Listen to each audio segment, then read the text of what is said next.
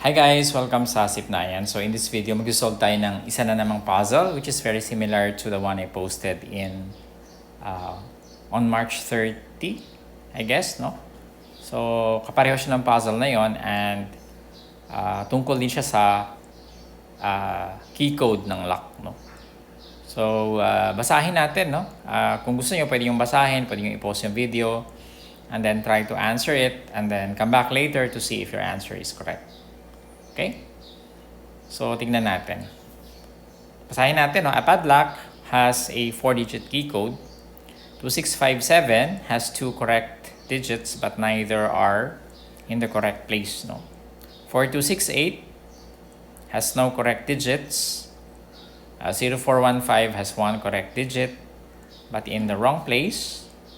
And lastly, 1749 has 2 correct digits but in the correct place. Huwag nyo kalimutan, all 4 digits in the key are different. And what is the code for the padlock? Again, pwede nyo i-post ngayon and see later if your answer is correct. Okay, so ulitan natin ng konti, no? Para makopya natin yung mga numbers.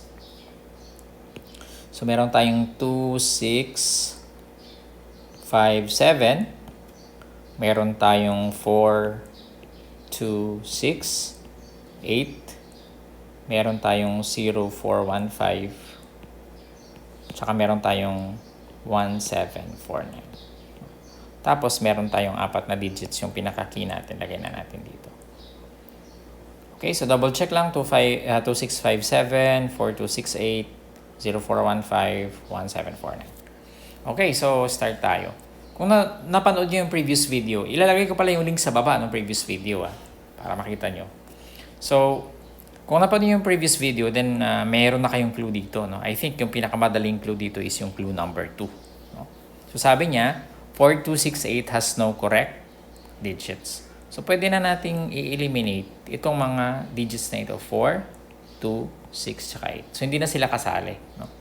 Siyempre, pag eliminated na yan, i-eliminate din natin sila sa ibang linya, no? Sa ibang clues. No? So 2 and 6, because 2 and 6 here are not the correct digits.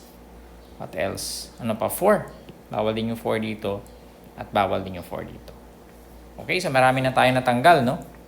Now, let's proceed to clue number 1. Sabi niya, 2657 has 2 correct digits but neither are in the correct place. So, mayroong dalawang correct digits. Pero dalawa na lang yung natira. Ibig sabihin, correct na ito, no? So, bibilugan natin yung mga correct digits. But, sabi niya, correct digits but neither are in the correct place. So, mali yung nasa maling place sila. Tamang digits pero nasa maling place. So, para hindi natin makalimutan, lagay natin dito not 5. No? Hindi pwede yung 5 dito sa third digit. And yung sa fourth digit, hindi pwede yung 7. Not 7. Okay, so tingnan na natin tong clue number 3, no? Has 1 correct digit but it's in the wrong place, no? So for the third clue, no, merong 1 correct digit. Pero alam natin, 'di ba, yung 5 ay correct na. May 5 tayo nakikita dito sa pangatlo, 'di ba? Alam natin na 5 is a correct digit. At sa third clue, has 1 correct digit, meaning yung dalawang ito ay hindi na siya correct. Kasi isa lang yung tamang digit. So pag wala yung 1 dito, bawal din yung 1 dito, no? Okay? So okay na tayo sa third clue. What about sa fourth clue? 1749 has 2 correct digits both in the correct place. So na-eliminate na natin yung dalawa, correct digits itong mga ito, tapos nasa tamang place na sila. So, okay na tayo dito. Tama na tong dalawang yan. Meaning, yung correct digit dito, yung 7 ay nandito at yung 9 ay nandito. Okay? Now, ano na lang natira? Tatlo yung natirang digits, 5, 7, and 9 na lang, di ba? Tapos, bawal yung 5 dito, not 5. Meaning, yung 5 ay nandito. Na malaking problema to, no? Kasi, tatlo lang yung natirang digits based on sa clue, no? Pero sabi dito ay all the digits are all the digits are different. So, hindi tayo pwede mag-insert ng 5, ng 7, and 9. So, ano kayang pwede? Pwede nyo pag-isipan, pwede nyo i-pause and then proceed later. Okay, so tuloy na natin. Well, kung wala dito, maghahanap tayo ng digit na wala dito sa clue. Kasi wala namang siya sinabing bawal, di ba? Bawal yung wala dun sa clue, no? So, ang 1, pwede natin itali. Yung 1, hindi na siya pwede. Yung 1 hindi na siya pwede kasi nandito siya, di ba? Yung 2 hindi na rin siya pwede kasi nandito siya. No?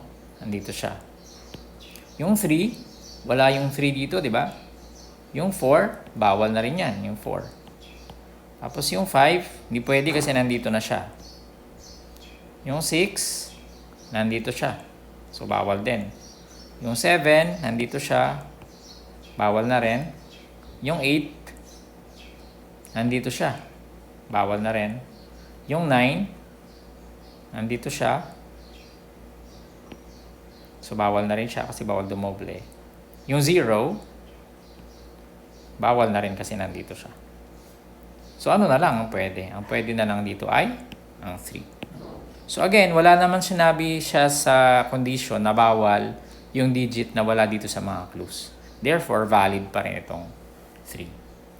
Meaning, the correct answer is, or the correct digits doon sa key code natin, or the correct key code is 5739. Okay? So, sana ay natuwa kayo dito sa ating puzzle na ito. At wag nyo kalimutang panoorin yung isang puzzle na nauna. No? I think kung first time, kung ito ang una nyo mapanood, masosolve nyo yung unang puzzle na pinost ko nung March 3rd. That's it. Gusto ko kayong invite sa ating website, sipnayan.com, at sa ating YouTube channel, youtube.com/user/sipnayanpage. Maraming salamat. I'll see you in the next video.